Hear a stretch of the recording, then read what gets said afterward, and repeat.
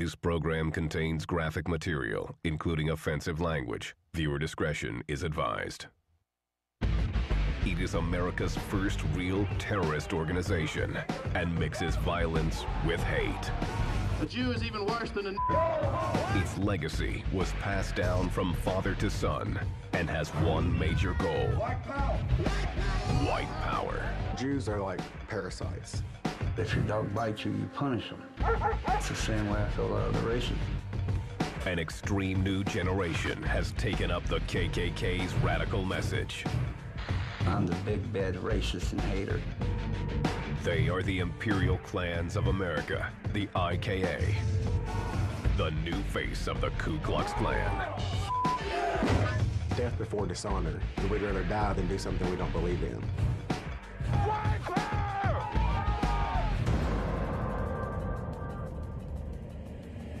Gangland.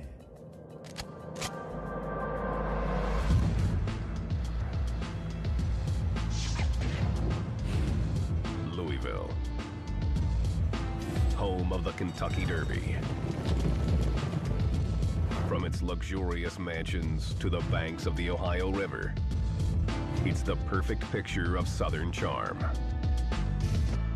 The fighting spirit of the South is seen in every corner, where the Confederate flag symbolizes rebel pride. But a darker force lies just out of sight in the resurgence of an infamous brotherhood, the Ku Klux Klan. The Klan, of course, is the oldest terrorist group in this nation. Founded in the 1800s, the Ku Klux Klan, or KKK, exists in 39 states of the Union and has over a dozen chapters overseas. They take their name from the Greek word kuklos, meaning circle, and the Scottish word clan, meaning family. Where everybody's just a half-breed running around the country. And nobody's white, nobody's black, nobody's Mexican, everybody's half, all this. You look at the Klan, and it pretty much comes down to guttural hatred. These Klan groups tend to attract people with all kinds of problems, typically kind of brimming with anger. We don't put up with swearing. We don't put up with killing. We sure damn ain't gonna put up with you. White power! 34 chapters now claim the Klan's mantle. One of the KKK's strongest factions is the Imperial Clans of America, or IKA. Holding rank as the second largest Klan organization in the United States. Like the Klan, the IKA considers itself a Christian organization and says the Bible backs up their hateful beliefs. The Bible forbids in many places on race mixing, and Christ himself forbid it. And if we continue to do it, there won't be a right race. The Bible's not meant for the Asian or the Mexican or the mongrel or the Negro or any other race but the white race. IKA's headquarters are here, secluded in the wooded hills of Kentucky outside Louisville. Known as the Compound, it's the center of IKA activity. This is where I live. Ron Edwards is the co-founder of the IKA.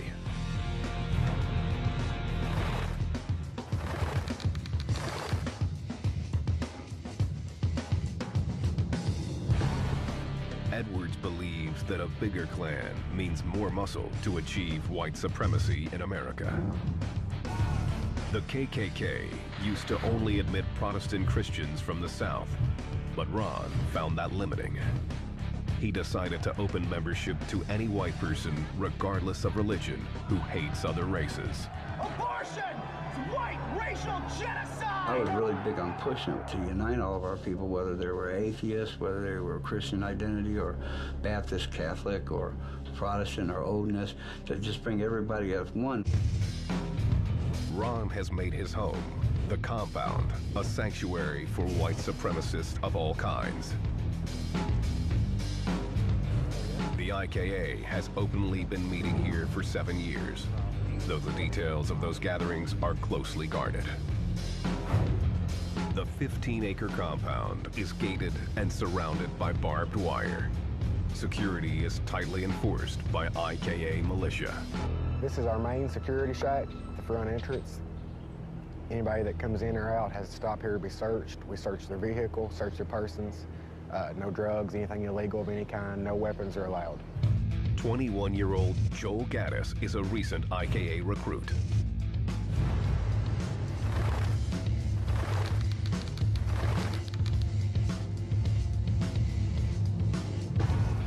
Raised Methodist, Joel joined the Klan at age 19.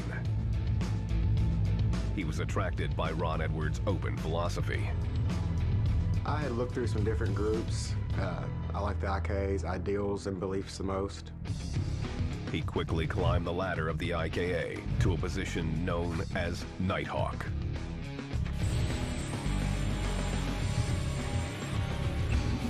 The IKA is structured as a paramilitary organization.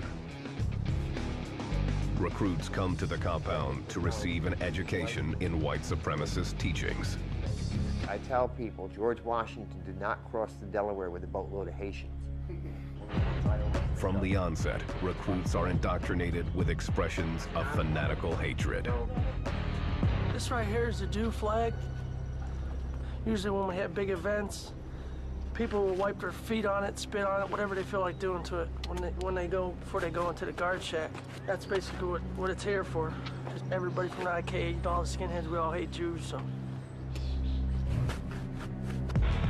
But Ron Edwards and his recruits claim they aren't engaged in an active war against other races. And that the old-style lynchings and terrorism aren't their mission. We're not the Klan back in the 20s, the 40s, 60s, or 70s. The IKA has never, ever told anybody to go out there and kill somebody or hang somebody. We're not out here beating people. We're very nonviolent, but if pushed, we can be.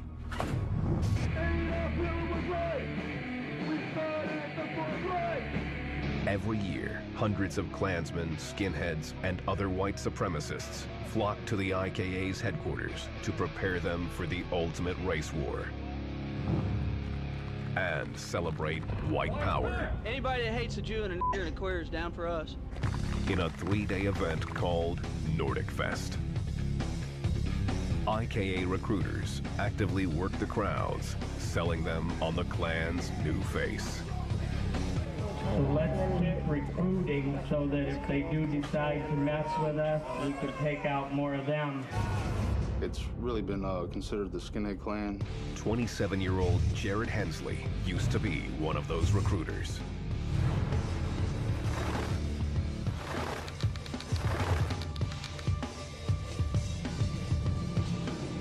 He is covered in tattoos, proclaiming his credentials as a member of the master race. I got this Klan fiery cross, and then got the German eagle holding the swastika, the SS bolts. A native of Ohio, Jared first came in contact with the Klan in 2001 and was intrigued by Ron Edwards' progressive doctrine. They had both parts in there, it was the skinhead and the Klan into one organization, so that's what appealed to me. That same year, Jared joined the IKA and became one of Ron Edwards' most dedicated and trusted members. But his support of the IKA's vision would take a violent turn on a southern summer night. Brandenburg, Kentucky, 40 miles outside of Louisville. It was July 2006. Jared Hensley and 3 other Klan members, Andrew Watkins, Josh Cowles, and Matt Roberts, were aggressively recruiting new IKA members at the Meade County Fair. All 4 of these individuals had criminal records. 3 of them had records for violent assaults on people. The men worked the fair hard, passing out pamphlets and making sure people knew they were with the Klan. As they recruited, they noticed a teenaged couple having an argument. To the Klansmen, the girl looked white, but her boyfriend, 16-year-old Jordan Groover, looked Latino. Jared and Andrew Watkins broke up the argument, then turned their attention to the young boy. A fight pursued, happened to be a non-white, and we just got arrested. Jared refuses to reveal more about the incident on camera. But according to police reports, Jared and another IKA member knocked Groover to the ground and started beating and kicking him with steel-toed boots. It shows the brazenness of this attack. It was in public, at a county fair, that had cops everywhere. Morris Dees is the founder of the Southern Poverty Law Center, or SPLC. They track and prosecute hate groups across the country. And when the police came up and arrested these guys, Watkins said, "Hey, look, why are you arresting me? That's the illegal spick over there on the ground." Groover was taken to the hospital with a broken jaw and arm, cracked ribs, and multiple cuts and bruises. Back at IKA headquarters, Ron Edwards was called and told about the attack involving his members. I didn't know that they were there. Ron Edwards said he had nothing to do with the attack. Others disagree. Even though Ron Edwards did not send them to this specific fair, he was still responsible. Louisville, Kentucky. Home to the most exciting 2 minutes in horse racing. Home also to a new faction of the Ku Klux Klan, known as the IKA, Imperial Klans of America. The group has combined some of the KKK's oldest traditions with its own philosophy. The white race must be preserved and protected. The white race is the only race that has tried to breed itself out of existence. The Bible forbids in many places on race mixing, and if we continue to do it, there won't be a white race. This radical solidarity and fervent belief that only white makes right directly links the modern IKA to its hooded forebears. The KKK dates back to the Civil War. In 1865, it was founded by veterans of the Confederate Army in Tennessee. They fought against Reconstruction and any form of equal rights for blacks. The Klan's base grew in the southern U.S. and became notorious for lynchings, arson, and assaults. The Klan was responsible for, on the one hand, rolling back radical Reconstruction and essentially making the imposition of Jim Crow laws possible. In 1871, the KKK was outlawed by Congress and went into hiding. But it resurfaced after World War I as European immigrants poured into the U.S. In the 1920s, it became very powerful politically, not only with regard to black people. Of course, the Klan in the 20s grew to a membership of almost 4 million people. As the Klan grew, so did its lust for violence. May 31st, 1921, Tulsa, Oklahoma. A black man was accused of attacking a white woman. An angry mob, including Klan members, stormed an all-black neighborhood and began looting and burning businesses and homes. 26 blacks were murdered, along with 10 whites. 35 of Tulsa's city blocks were left in ruins. Less than 3 months later, the KKK held its first public rally in Tulsa. The Klan's numbers dropped during the Depression and World War II, but resurfaced during the Civil Rights Movement of the 50s and 60s. The Klan justified its actions with the worst racist stereotypes. Negroes were raping a lot of white women, and basically they were making a farce out of the Southern way of life and doing a lot of bad things. By 1963, Klan membership had reached an estimated 30,000 members. That same year, the KKK firebombed a Baptist church in Birmingham, Alabama, killing 4 young girls. The crime shocked the nation, causing the FBI to target the hate group. By 1974, the KKK's numbers plummeted to 1,500. But that didn't stop the Klan from unleashing another brazen act of terror. In 1981, 2 Klansmen in Mobile, Alabama, abducted and lynched a 19-year-old black man in retaliation for the unsolved murder of a white policeman. The public was horrified. The Klansmen were brought to trial and found guilty. One was sent to prison for life. The other executed. Across the country, the KKK's membership dropped again. It is a scattered collection of little tiny groups, some 34, 35 different named Klan organizations, all of which say, we are the one true Klan and these other ones are all interlopers and fakers. But the seeds of racial hatred were stirring beyond the South.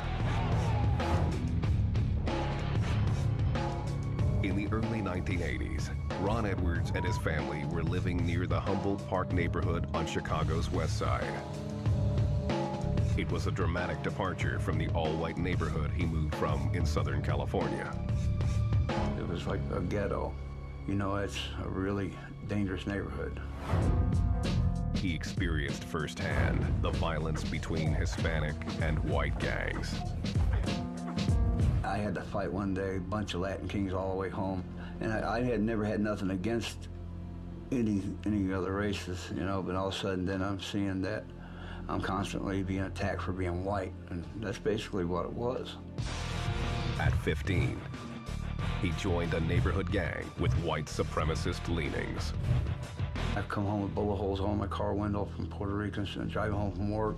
They tried to shoot me, stabbed 9 times. I got stabbed 3 times with an ice pick. I got stabbed in the skull, 38 stitches, cut my ear in half. Then, in 1986, Ron's 20-year-old brother, Billy, got in a fight with Hispanic gang members. He was picking his girlfriend up, and they come out there and they started fighting. Billy was whipping 3 of them, and one shot the car with a .45 and shot him in the chest with 32. Billy died in the hospital later that night. He was like the love of my life, and he was so close to me. And when he died, it just, it tore a hole in my heart. I kind of lost my head for almost a year. Hardened by grief, Ron turned to the Klan in 1989 to seek vengeance for his brother's death.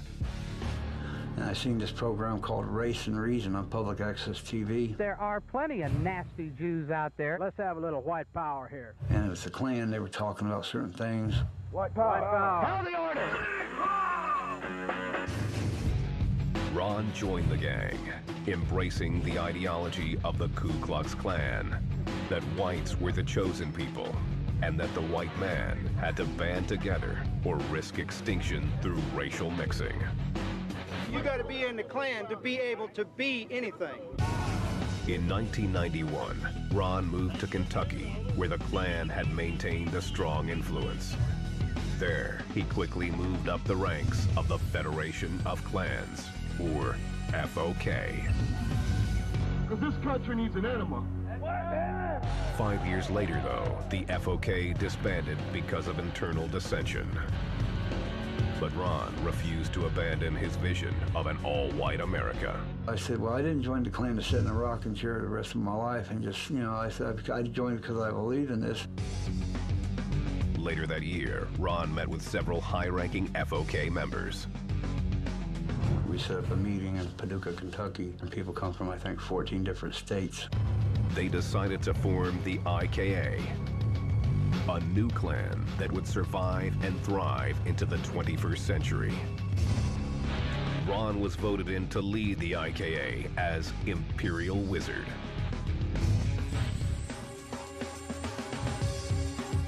He immediately implemented his doctrine for the new Klan. Ron believed there was strength in numbers.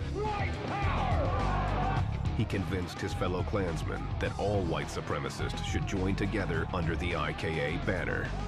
I kept telling them we have to have unity, we have to have unity. We'll take neo-Nazis, conservative, Klan, whatever. It's that all whites should work together as a main goal. In September 1997, the IKA went public with a rally in Eddyville, Kentucky. But Ron had a vision to take the public face of the IKA and move it underground. If you hold a public rally, it's not doing no good, it just makes you look bad. So if you have a private rally, you can control who comes.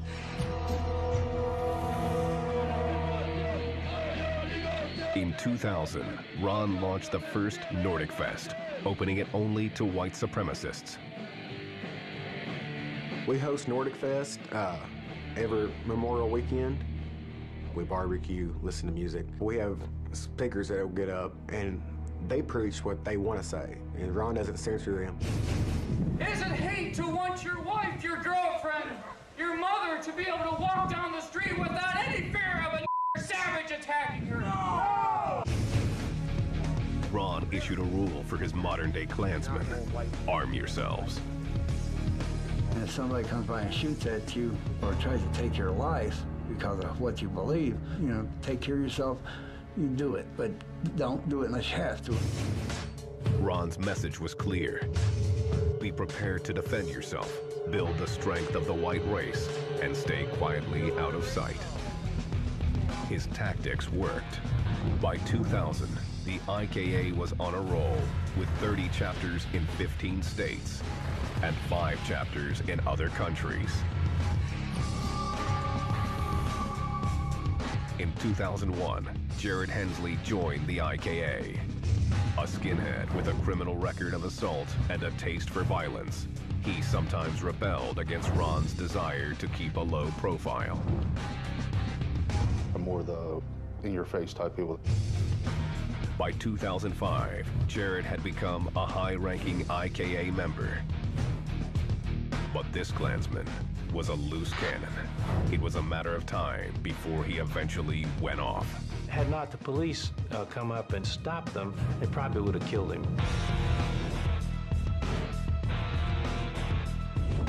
The Imperial Klans of America, or IKA, the second largest Klan organization in the United States. Their heavily guarded headquarters are in the backwoods of Kentucky, outside Louisville. There, the new face of the KKK is preparing for battle against non-whites. Sooner or later, this country is going to have a civil war here. And we're probably picking up more members than normal because of certain situations, whether it's immigration or Obama, you know. Country's in a powder keg state right now. Everything's so tense that the slightest thing could set off even a race war. All the groups will go up. The new Klan believes its ultimate enemy is a shadow government run by a Jewish group called ZOG. ZOG stands for Zionist Occupied Government. That is the belief that the Jews run the government and the federal bank and media control the country. Why do you hate me? The IKA thinks that the white race is under attack, and they must band together to destroy ZOG, or they will face extinction. We're headed downhill fast, and if we don't do something, we're out of luck. IKA gang members take cues from the military with their dress. The IKA wear BDUs. We don't wear robes like most other clans wear. I mean, we do wear a robe, but that's just for ceremonies only. Also like the military, IKA uniforms come equipped with firepower. Armed Nighthawks, or guards, are spotted all over the compound. They are an important link in the IKA's strict hierarchy. The order is defined by secret titles that date back more than a century. The chief officer of the IKA is the Imperial Wizard, Ron Edwards. He's the emperor, which would be, he's in charge of wherever the IKA is, whether it's in the United States or Europe. Next in line, the Imperial Claylith, the IKA's version of the Vice President. And if something happened to the Imperial Wizard, then he would step up and take it. Beneath the Claylith are Grand Dragons in charge of a realm or state.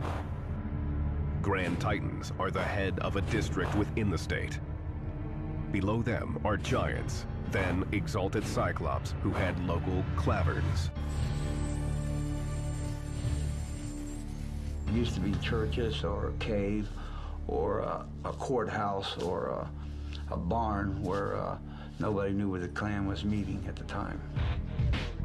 Secrecy has long been part of the clan's identity, and the IKA is no exception. They have a treasurer for bookkeeping, but he keeps his records just long enough to memorize them. And they burn it right after, that's it right there, so they know. And they don't keep no records of anything. But there are ways that IKA members announce their affiliation to the world, including their ink. That's heritage and beliefs. It's not put there to solely intimidate others, but this is what we believe. And we wear it to show that we're proud of what we believe. Imperial Clans of America, 33-6. Most members have the sign 33-6 tattooed onto their body. When the state police ask me, I always tell them it's my lucky number. But it's basically a clan code. K is the 11th letter of the alphabet. 3 11s equals 33, which equals KKK. The 6 stands for the 6th generation of the clan, which is how the IKA identifies itself in the gang's history. Ink isn't limited to just clan signs. White power imagery of all kinds is common. That's the executioner, and it says Aryan Justice, Death to Zod. There I got brass knuckles and knife, the death head skull from Nazi Germany, swastika, right there, a web. Most members also mark themselves with the IKA crest. The crest contains traditional KKK imagery, which dates back more than 100 years, including the cross wheel. The cross wheel is the Christian cross formed out of 4 Ks, which stands for the Knights of the Ku Klux Klan. The red circle is the blood of white people. The white field is the Caucasian race. Underneath the shield are Roman fasces, a weapon of bundled rods. The rods represent unity. One can be broken, but together they are indestructible. We have the IK crest here, and usually only patch holders are allowed to have the crest. And it shows that they're more dedicated, loyal, and that they've taken a note to be around the rest of their life. So that's why I have that one. IKA recruitment is extremely selective. Candidates must fill out an extensive application, giving background information about themselves and their spouses. They must swear to be Caucasian and that they haven't been part of an interracial relationship. If accepted, they become a ghoul. Everybody has a minimum year before they're knighted and such, that you're constantly tested and you learn. And you have to learn thoroughly about the history and the religious side of it before you're a full member. Ghouls pledge to keep their criminal records clean, to stay off drugs, and to prepare their mind and body for the race wars to come. They remain ghouls until the Imperial Wizard thinks they're ready to become full Klansmen. Basically, you work your way up, and the more you do and the longer you're around, the more respect you get, and you earn higher ranks. All members pay yearly dues of $40, which support the clan's operations, including Nordic Fest.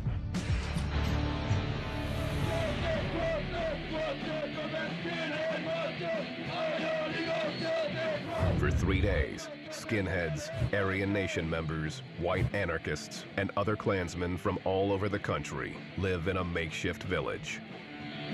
Death and bloodshed are coming. The merchandise for sale here preaches messages of hate. The fest is billed as a family affair that includes children. We had 20, 30 kids out here sometimes all playing. Everybody brings their kids.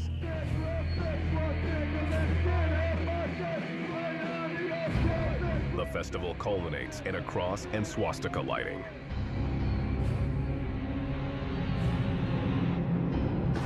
Okay, Klansmen, line up, single file. The ritual ceremony is considered sacred by the IKA. We stand in this circle to illuminate the light of Christ's word. Keeper of the flame.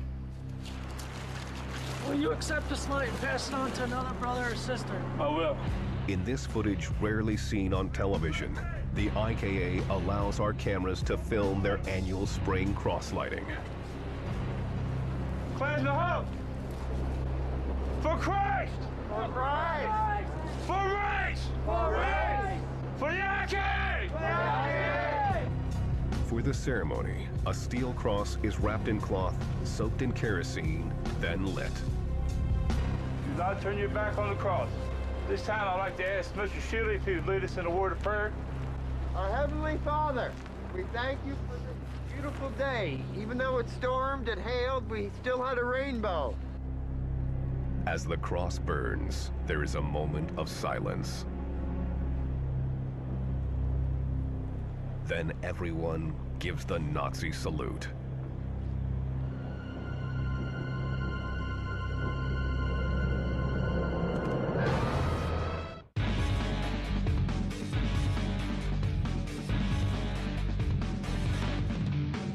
The Imperial Clans of America. The IKA. One of the country's most powerful white supremacist groups, and the new face of the Ku Klux Klan.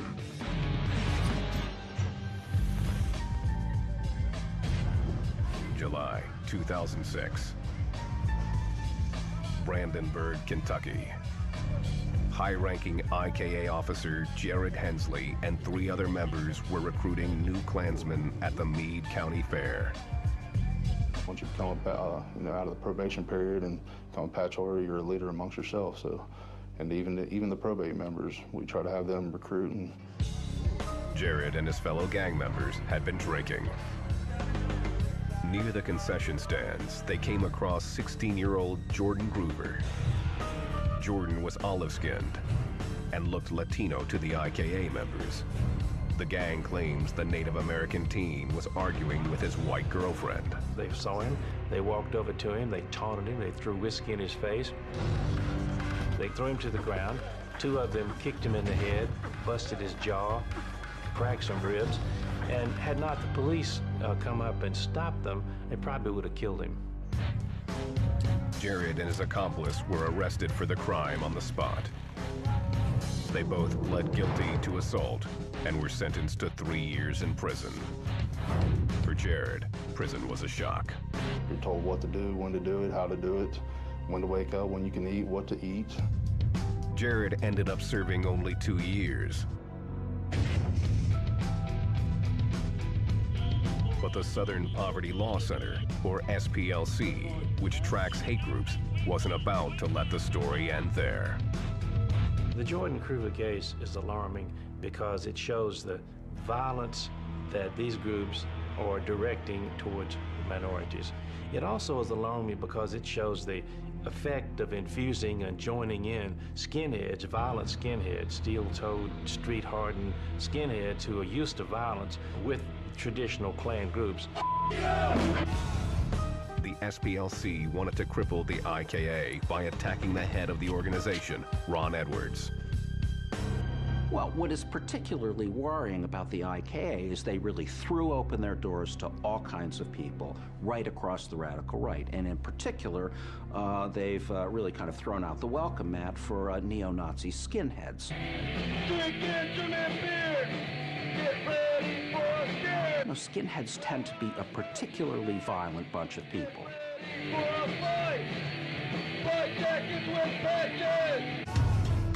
In 2007, Morris Dees, founder of the SPLC, brought a civil suit against the Imperial Wizard and IKA founder Ron Edwards on behalf of Jordan Groover. It sought $6 million in damages. The SPLC claimed that the IKA had instigated the attack by taking in young men with violent records, poorly training them, and then encouraging them to do violence. I say white power, hell victory, in 88. We had to convince the jury that even though Ron Edwards did not send them to this specific fair, even though he did not know they were going, he didn't tell them to beat anybody up, that he was still responsible. Ron Edwards decided to represent himself. I wish I was a lawyer just like him to dramatize everything so well. Edwards had money for a lawyer, but says he couldn't find one who would represent him. If you can't produce his evidence, you can't say it in an opening statement. And I've tried a lot of lawyers. I even laid $10,000 that I borrowed on a lawyer's desk to even try to retain him, and he told me that he would not represent the Klan. Ron maintained that he was not responsible.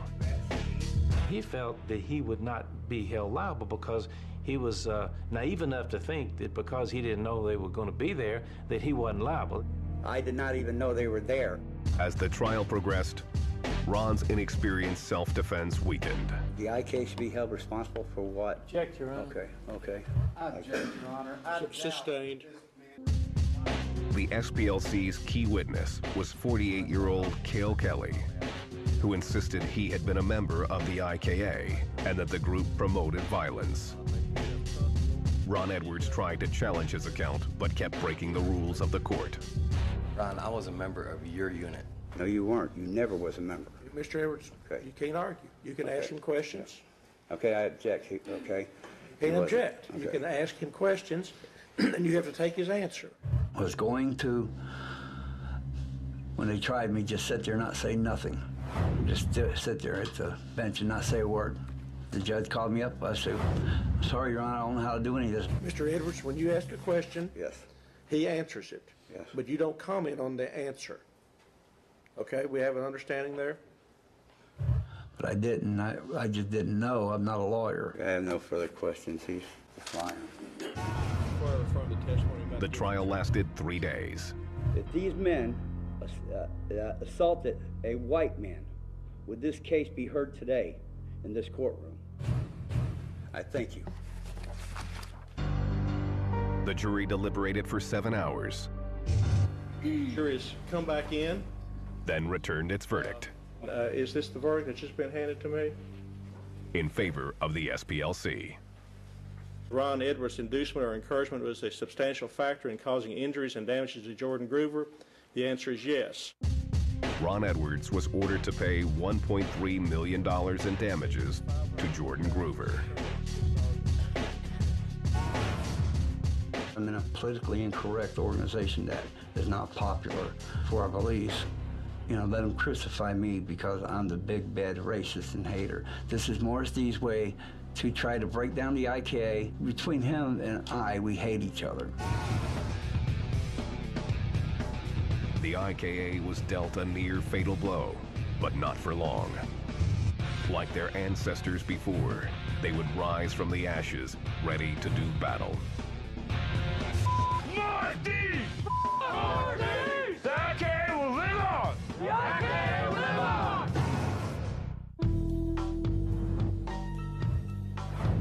November 2008. Brandenburg, Kentucky. 12 years after Ron Edwards revitalized the KKK by forming the Imperial Klans of America, he lost a $1.3 million judgment for the beating of 16-year-old Jordan Groover by 2 of his Klan members. All the plaintiff's lawyers have shown you throughout this trial was what my beliefs are. Ron stepped down as Imperial Wizard, but he still lives at the IKA compound outside of Louisville and consults for the group. I'm always going to believe in the Klan and I'm always going to work for it, but I basically want to just let somebody else take the lead. Ron is appealing the court's decision. And in spite of the damaging lawsuit by the Southern Poverty Law Center, Ron says the IKA will survive. We learn from each thing that happens, and we adapt, we overcome, but we're not going anywhere. If anything, some see current events as fertile soil for the IKA's hateful beliefs. We're seeing a kind of perfect storm of factors that favor the recruitment possibilities of these groups. Continuing high levels of non-white immigration, the worsening economy, and then the election of Barack Obama as president. All of those things together, I think, clearly create a situation which is really fertile for recruitment. People get depressed, you know, they want to be with people like them. And that's when they'll seek out groups like us that support brotherhood. When people don't have food, they don't have jobs, they don't have water, and they have hungry children, there's going to be a lot of chaos. So I like to know who my friends are, and so would the IKA. The IKA keeps its membership numbers secret, but membership in similar hate groups rose by 54% from 2000 to 2008. In April 2009, the Department of Homeland Security issued a warning that right-wing groups were gaining recruits and momentum, raising the specter of increased domestic terrorism. Gun sales to private citizens have risen across the country. One of my friends went to a gun shoot a couple weeks ago. He said that place was packed to get in there, and citizens buying guns left and right. Now, you think every citizen in that place was a Klansman or a neo-Nazi or a skinhead? That was regular citizens. So, I mean, people are worried. The Klan sees these everyday citizens as new recruits. They are actively enlisting candidates online while promoting white supremacy, hatred of other races, and white global unity. I would say 20 years ago, the average Klansman had almost no success in getting his message out to potential followers or recruits. That has changed in a fairly dramatic way, largely because of the internet. We can go worldwide. We've got chapters in different countries on different continents that we can communicate with in just a matter of seconds. Joel Gaddis considers himself a member for life and sees nothing but growth for the Klan. Everybody's really starting to look now and to pay attention. So now is a really good time to start trying to talk to people. After serving 2 years for the assault on Jordan Gruber, Jared Hensley was kicked out of the gang, in keeping with its bylaws. I was locked up, put in prison. That's part of the constitution of them, is to kick out all the members that get in any trouble or anything. In 2009, he joined a new skinhead group called the SWA, or Supreme White Alliance. The SWA has over 300 registered members.